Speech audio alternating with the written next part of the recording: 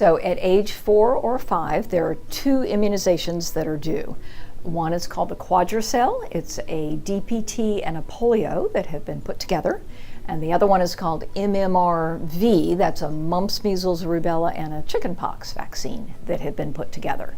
So assuming that all the infancy and toddlerhood vaccines had been up to date, just 2 injections at that age. We routinely do them at 4, but they are required for kindergarten entry. So 11-year-olds are due for 3 vaccines. The first one is the Tdap, tetanus, diphtheria, pertussis. This includes the whooping cough, so that's very important. The second one is meningococcal, that's the meningitis vaccine.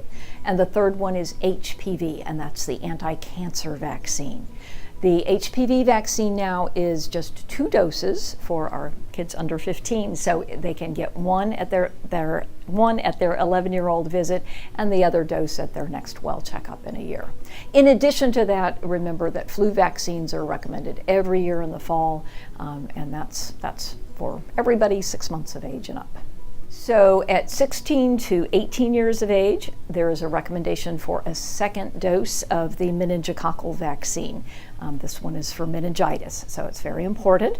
It is also required for kids getting into college. So if they go ahead and get that out of the way at 16, then they're all set.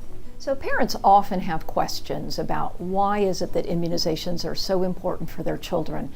They may never have seen any of these diseases that we're helping protect them for.